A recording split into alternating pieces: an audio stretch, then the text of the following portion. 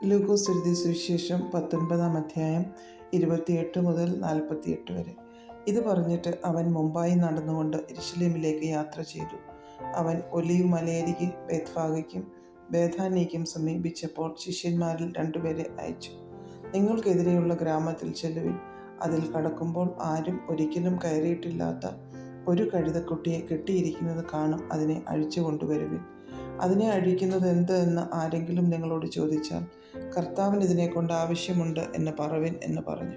അയക്കപ്പെട്ടവർ പോയി തങ്ങളോട് പറഞ്ഞതുപോലെ കണ്ടു.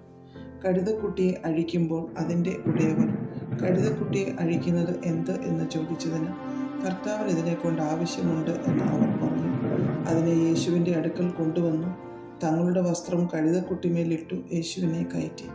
അവൻ പോകുമ്പോൾ അവർ തങ്ങളുടെ വസ്ത്രം വഴിയിൽ വിരിച്ചു. അവൻ ഒലിവ് മലയുടെ ഇറക്കത്തിനടുത്തപ്പോൾ ശിഷ്യന്മാരുടെ കൂട്ടമെല്ലാം തങ്ങൾ കണ്ട സകല വീര്യപ്രവൃത്തികളെയും കുറിച്ച് സന്തോഷിച്ചു.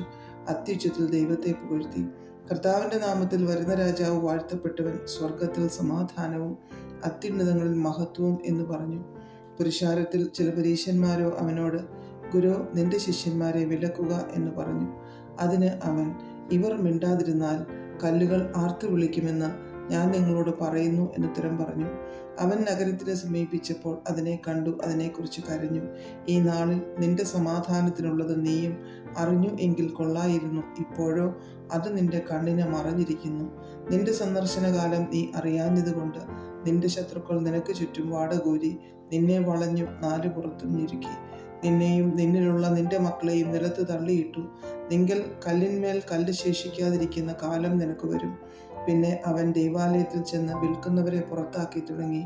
എൻ്റെ ആലയം പ്രാർത്ഥനാലയമാകുമെന്ന് എഴുതിയിരിക്കുന്നു, നിങ്ങളോ അതിനെ കള്ളന്മാരുടെ ഗുഹയാക്കി തീർത്തു എന്നവരോട് പറഞ്ഞു. അവൻ ദിവസേന ദൈവാലയത്തിൽ ഉപദേശിച്ചു പോന്നു. എന്നാൽ മഹാപുരോഹിതന്മാരും ശാസ്ത്രിമാരും ജനത്തിൽ പ്രധാനികളായവരും അവനെ നശിപ്പിപ്പാൻ തക്കം നോക്കി. എങ്കിലും ജനമെല്ലാം അവൻ്റെ വചനം കേട്ടു രഞ്ജിച്ചിരിക്കാൻ എന്തു ചെയ്യേണ്ടു എന്ന് അവർ അറിഞ്ഞില്ല.